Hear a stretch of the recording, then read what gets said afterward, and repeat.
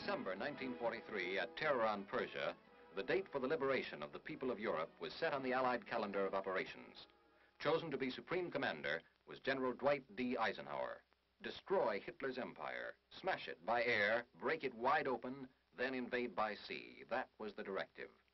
The cross-channel assault was the crux of our plan. Early capture of a large port was of the utmost importance.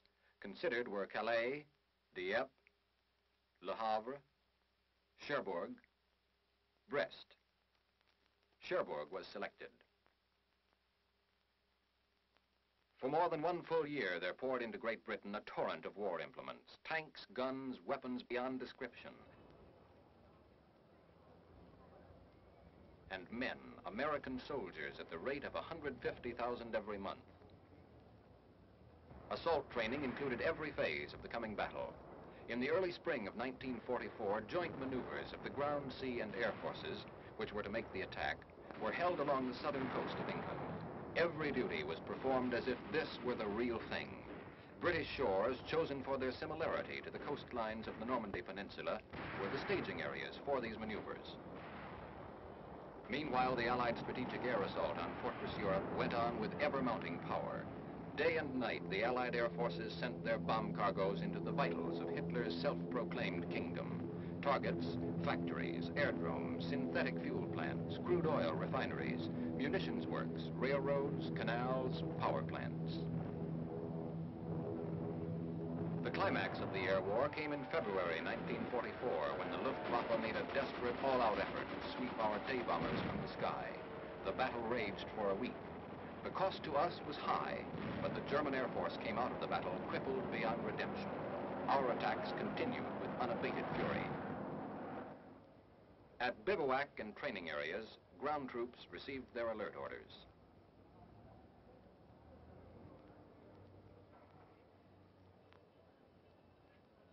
Men and equipment started to move. 65,000 men and 7,600 vehicles from bivouac areas all over Great Britain were moved to marshalling areas in southern England without a hitch. Highways were kept clear of all civilian traffic during this period. Rumor that the great invasion was at last underway flew through the length and breadth of Great Britain.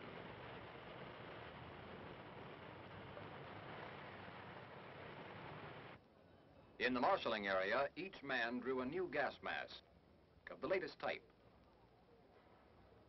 an instantaneous life belt.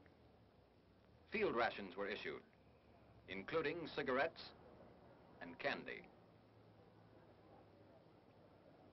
When the men received French folding money, they knew what was what. Now special briefing officers took over. Each unit was briefed individually.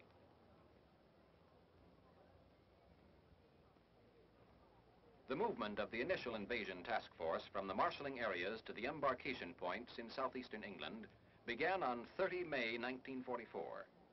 The timetable called for all troops, vehicles, and supplies to be aboard their transports within 5 days. This transportation and embarkation schedule, so vital to the whole invasion plan, required the closest possible coordination of times of departure and arrival. The operation was executed with expert skill and efficiency. Morale was high. Toughened, skilled, easy under discipline, our men knew they were ready.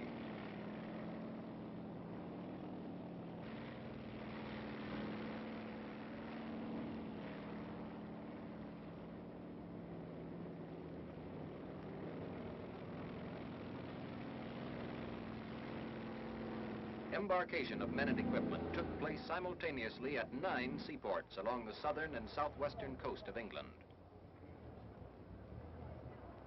All vehicles and tanks were loaded backwards on LSTs and LCIs. Concrete and cobblestone embarkation lanes known as hards had been constructed to speed loading.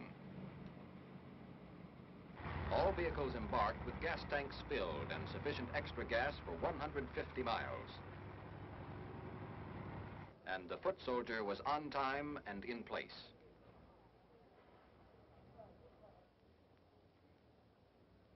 All English seashore towns through which our military forces passed were quarantined as a precaution against the leakage of information. Had the Luftwaffe commanded the skies at this juncture, it could have inflicted great damage to our men and ships, concentrated as they were in this relatively small area. Each man carried one K and one D ration. No extra clothing or barracks bags on this trip. General Eisenhower said of these men, "There is no question at all as to the readiness of the troops. They are well trained, fit, and impatient to get the job started and completed."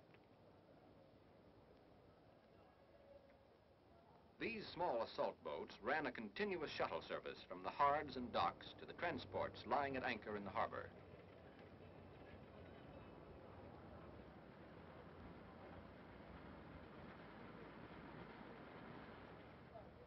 This shuttling was a necessary expedient because of the huge amount of men and equipment that had to be loaded in a 4-day period and the limited dock facilities available in the ports of southeast England. But every factor in this vast transportation problem had been envisaged and worked out in advance. The arithmetic of logistics, however, could not have clicked without the spirit of frictionless teamwork which prevailed among the staffs and men of the Army and Navy. The job was everybody's job: Army, Navy, Air Force.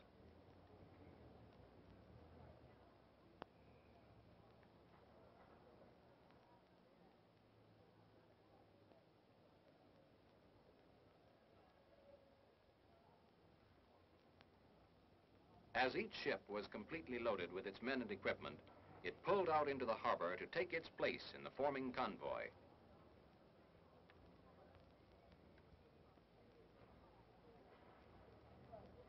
Aboard ship, the men sweated out the hours of waiting, each in his own way.